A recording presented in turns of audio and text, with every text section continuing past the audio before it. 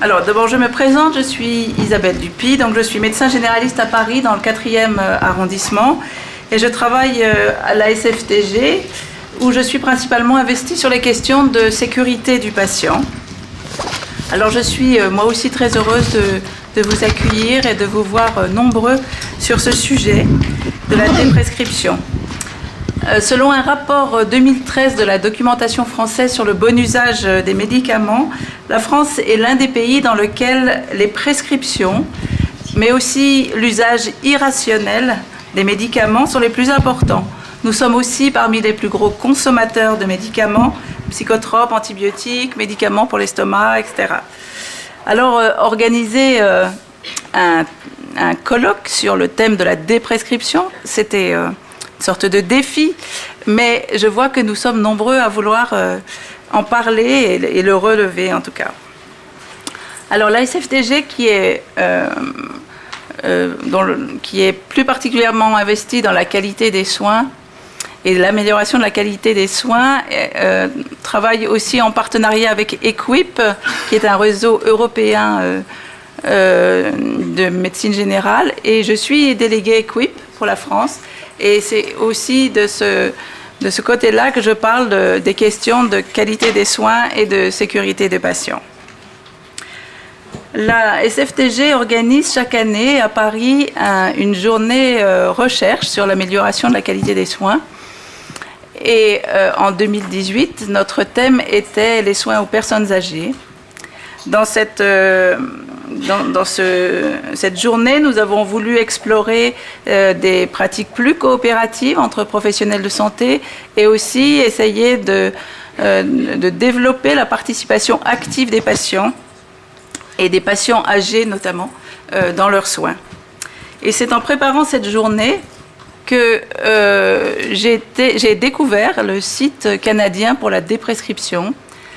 Je leur ai envoyé un mail comme ça, sans savoir du tout si j'allais avoir une réponse, mais ils ont répondu assez vite. Et voilà, nous avons décidé de mener une action commune. Et après un an d'échanges, nous en sommes venus à la réalisation de ce colloque qui débute maintenant. Donc je suis très contente de cette première action, qui est aussi une première pour eux. Et voilà, donc j'espère que la technique va nous permettre de réaliser tout ça. Avant de laisser la parole aux intervenants, je voudrais juste préciser le cadre dans lequel nous allons débattre aujourd'hui et aussi la définition de la déprescription que nous allons utiliser. Alors, le cadre, c'est la pluripathologie et la polymédication. Pour le dire autrement, plus nous sommes âgés et plus nous sommes à risque d'avoir une et même plusieurs maladies chroniques. Et plus nous avons de maladies chroniques et plus les médecins nous proposent des traitements médicamenteux. Alors, plusieurs maladies chroniques, c'est la pluripathologie et plusieurs traitements médicamenteux, c'est la polymédication. Voici quelques données où on voit qu'effectivement, les personnes âgées de plus de 75 ans sont plus concernées par la polypathologie et la polymédication et que notamment 40% d'entre elles consomment plus de 10 médicaments. Alors cette polymédication va avec une augmentation du risque iatrogène. Et les accidents iatrogènes sont aussi plus fréquents, plus graves et surtout plus évitables chez les personnes de 75 ans et plus. Ainsi, 20% des hospitalisations en urgence sont en tout ou partie liées aux médicaments.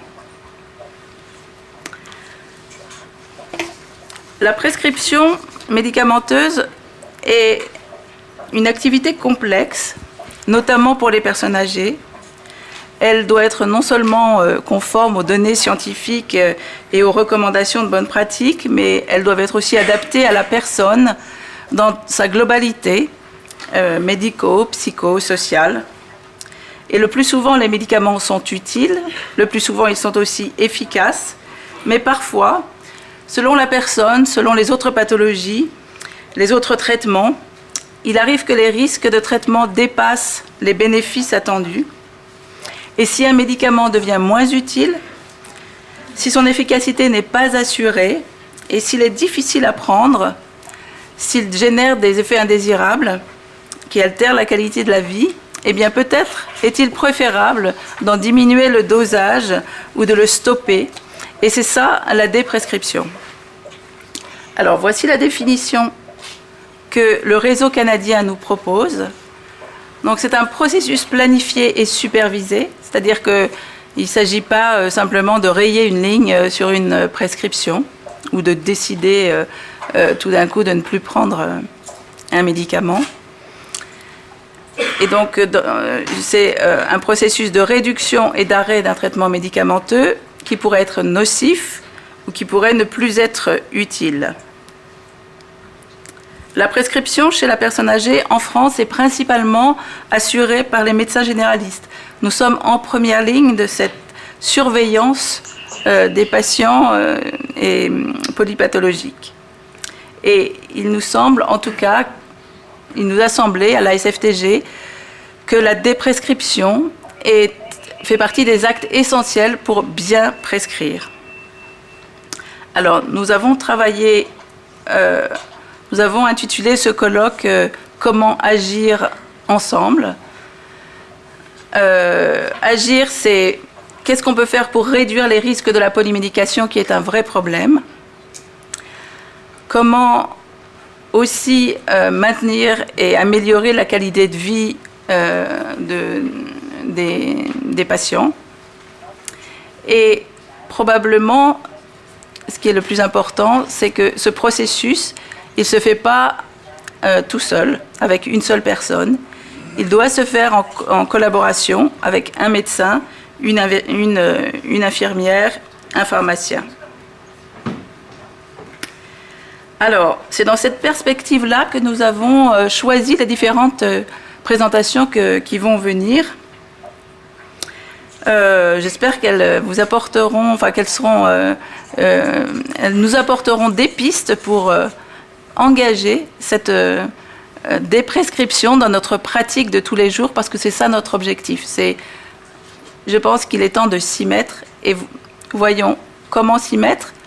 Comment s'y mettre aussi dans la suite avec les Canadiens qui sont plus en avance que nous et qui vont aussi nous donner probablement des pistes pour le faire mieux. Voilà, je pense... Alors, je vais remettre la parole à Hector Falcoff. Hector Falcoff et Anne-Marie Magnier sont deux médecins généralistes qui vont être les animateurs des différentes séquences. Hector et ils vont aussi avoir à nous limiter dans le temps. C'est très important que nous respections le temps parce que voilà, c'est très serré. Il faut que ça fonctionne avec le Canada, mais bon, normalement tout devrait bien se passer. Voilà, je vous remercie et je laisse la parole. Ça marche là ?